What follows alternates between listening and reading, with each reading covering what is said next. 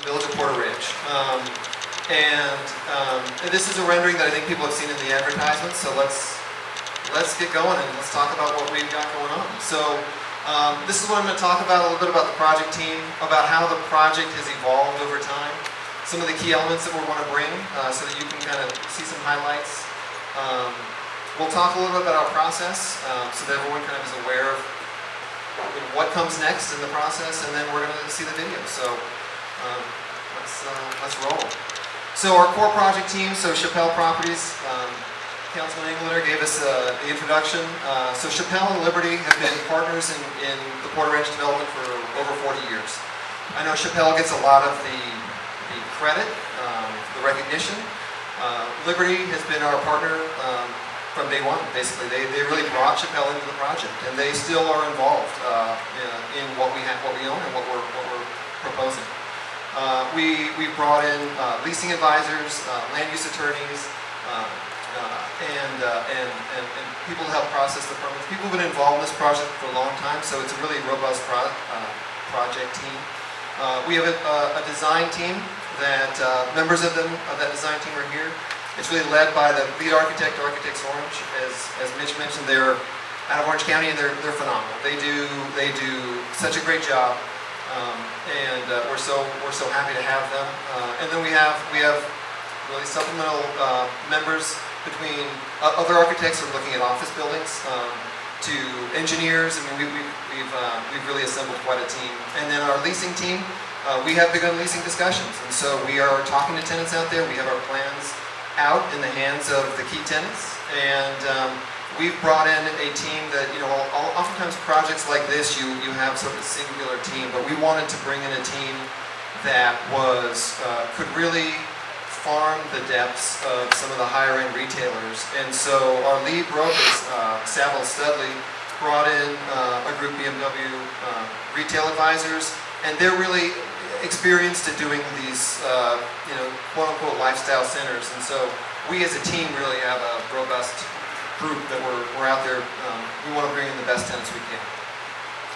So this is the project site. So many of you know it. It's a big vacant lot in the middle, right in the heart of Porter Ridge. It is our project encompasses both the north and south side of Rinaldi. This aerial shows on the south side of Rinaldi the tent. And so most of you probably know that tent, so you can probably time when that was put together. We've sort of talked some of this. Shapell and Liberty have been in here for a long time. This process has gone back to 2005, at least from what I can tell. I've been with the company for about 2 years. And so in looking through the history, we have plans to go back to 2005. That plan never came to fruition. It was not quite, I think, what this project could be. And then more recently in 2010, every 5 years it looks like, there was a much more refined plan that was actually brought to the neighborhood council, and maybe many of you have seen that plan. Multiple things conspired to where that didn't come to fruition. And it ranged from that wasn't a great time in the economy, to I think also the nature of that plan. It still wasn't quite right. It wasn't quite right for the tenants. We think that, taking a fresh look at it years later, we think we could, and we think we have done even better, brought more to the table than what we had at that point. We've talked about the sale. Toll Brothers is really carrying on the legacy here of Shapell as a home builder in Porter Ridge, and it did allow us. And really part of what our board did intentionally was we sold all of the home building operations, not just Porter Ridge, but Northern California, Southern California. We got out of the home building business. We are now solely invested in what we call the income, we'll call it income property business, right? So it's a mix of retail and it's a mix of multifamily housing. And that's really our sole focus. And as that sale happened, Shapell brought on a new team. I'm thankful I'm one of them.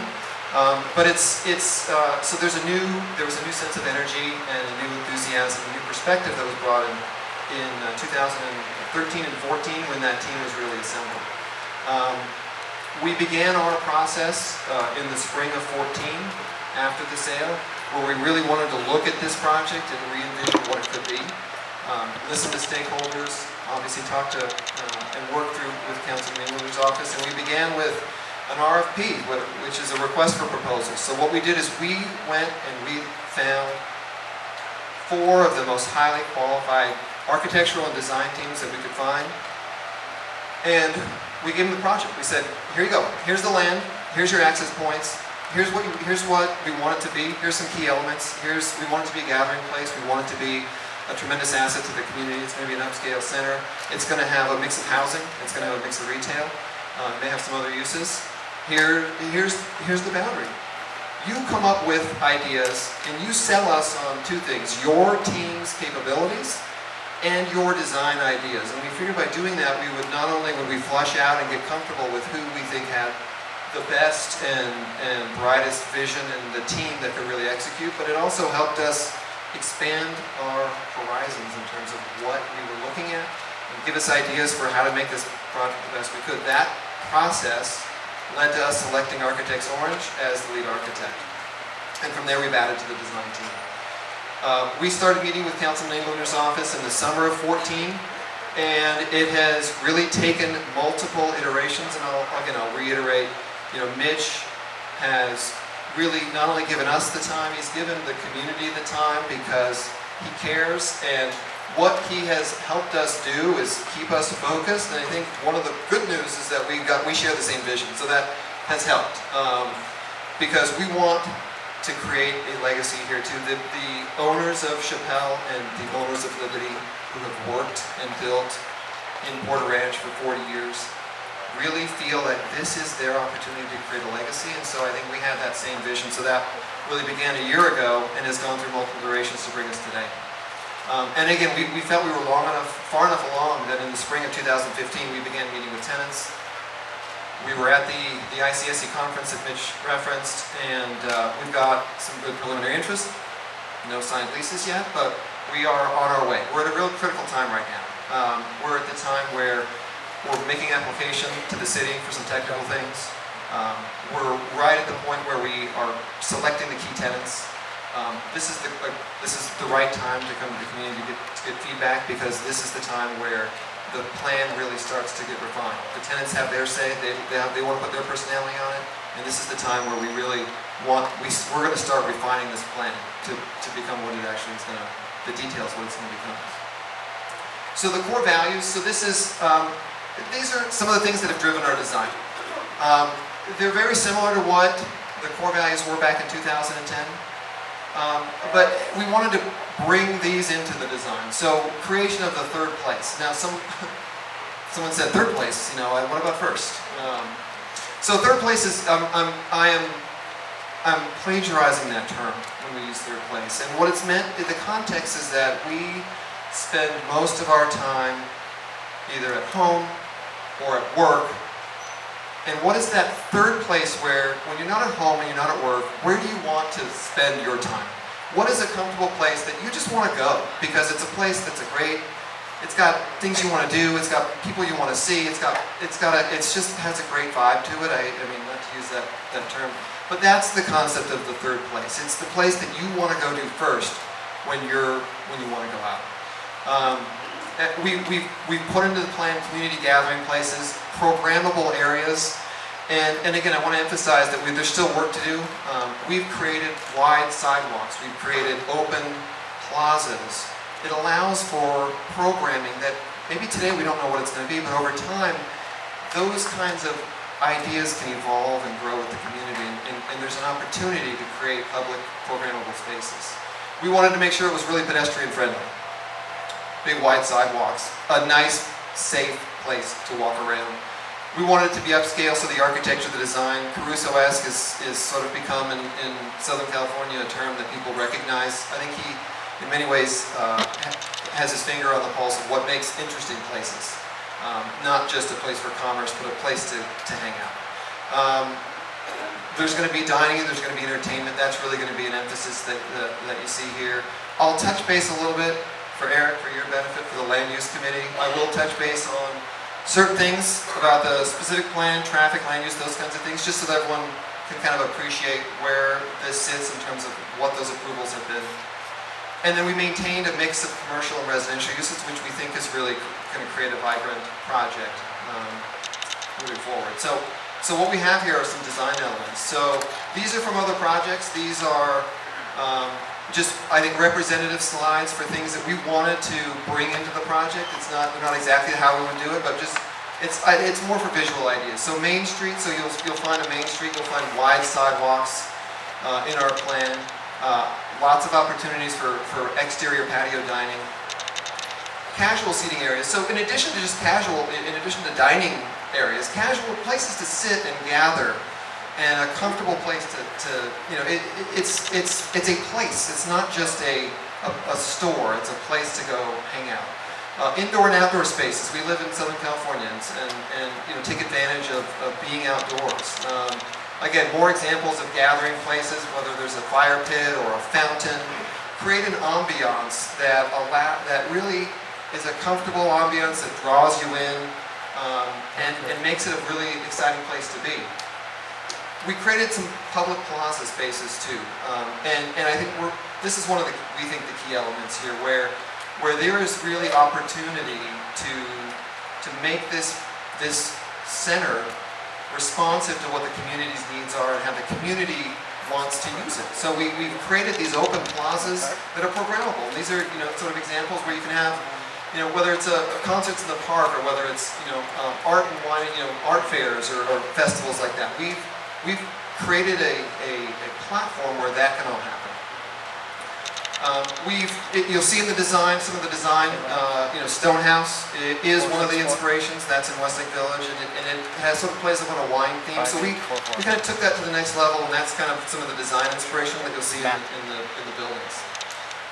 I'll go through these relatively quickly, but here, when we started planning the site, we organized it so that on the north side, we ended up putting our multifamily housing.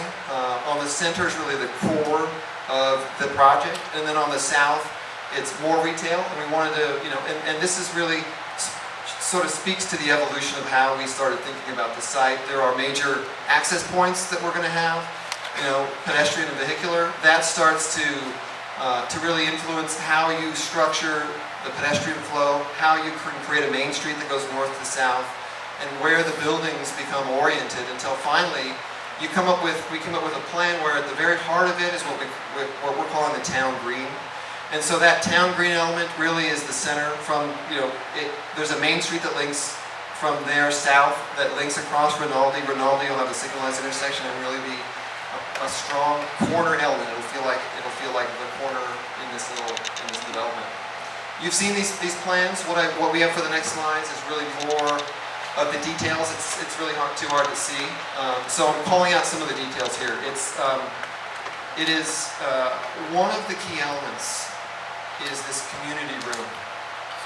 So this is John, go back if you go back a second. This is a 4,000 square foot space with an 1,800 square foot terrace. It's substantial. And it is for the community use, and we put it right at the heart of the project, right overlooking the town green. And you'll see on the left is an image from the video that we're going to show in a minute. And so it just gives a perspective of what that terrace, it's that terrace in that video on the second floor that looks down over the town green. And to us, it's a tremendous opportunity for the community, and one of the things that we want to get the feedback from the community is to how that might be used, what we think of it. Because we think it really is one of the things that sets this project apart. So you can go on. So this, and again, it's sort of an oddball looking slide, but you can see where the town green is, which is above this yellow T shape. What this yellow T shape represents is an opportunity. That is normally the main street that goes north-south, and then east-west, again, another vehicular street that really, that's the main transportation of the center. What we can do is we can shut this off. And where those red dots are, we can put bollards up, we can shut it down. There's very few parking spaces in here.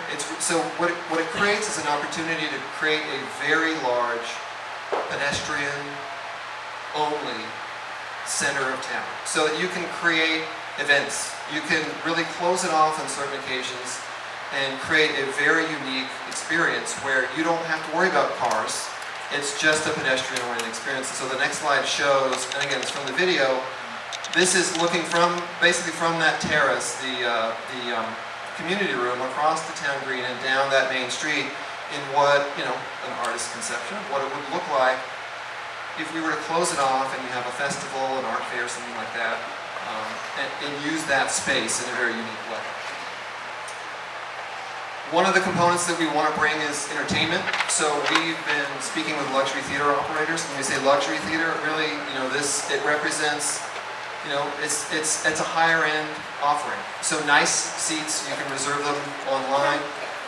Fewer number of seats, right? So it's not what, you know, it's not a very, it doesn't have thousands of seats like traditionally. A building of this size would traditionally have had over 2,000 seats. So we're talking about really under 1,000. It helps in terms of both the experience in the theater itself. It helps in terms of parking, where you don't just create a big parking lot that serves a theater. It allows you to have other uses, other restaurants, other shops that are complement the theater. And so we want to bring in a really high-end, nice theater to the community. And this is where John, if you go back to where the theater is. So you can see again you can see the orientation, the town green there on the left, on the photo on the right. The highlighted yellow is where the theater building is, and I'm just showing this so that you can see it is a large building, but with the way that it's oriented and integrated into that site is that you only see an architecture for a portion of it, and it's a really high-end, nice-looking architecture. The rest of it is sort of shrouded in a building that has nice architecture. So you don't have just a big box sitting in the middle of a parking lot. It's integrated into a more detailed experience. One of the things we'd like to bring is a market. It's what people in the industry call the daily needs component, and we think it helps bring people into the center on a regular basis and makes the center feel like it is really a heart of the community. So we're looking for that. And again, this is, you know, restaurants, patio spaces, those are the kinds of things that we want to bring in the opportunity so that we can really create an interesting and unique space. We do have a multifamily housing component. This is on the north side of the site. It'll have its own separate entry. It will be gated for the residents. It will have its own set of amenities. And the way that we've oriented it, if you look right where you can see the pool right in the middle of the site, that is the area where it's sort of the core amenity area where we have the clubhouse, the leasing center, and how it's been oriented is that the pedestrian access leads directly from that heart right down south into the heart of the town center. So it really, from a residential standpoint, people who live in this community, we wanted to integrate it as much as possible into the experience of the center. This is an example of the architecture for the clubhouse. On the south side of Rinaldi, you know, what we've done is we've extended this main street again to the south side of Rinaldi. That we do plan on putting a signalized intersection right there so that you can access that signal between Aldea Street and Water Ranch Drive. And then we have an office building on the right and a hotel on the left. And again, we don't have anything announced yet, but one of the things that we liked about this type of plan is that the office building is, again, it's complementary from the standpoint of on evenings and weekends, you don't need all that parking, and so it allows the main entertainment center to host those events and create an overflow if there ever is that overflow of parking. We'll talk more about parking in a minute. So that's kind of what we have planned for the south of Rinaldi.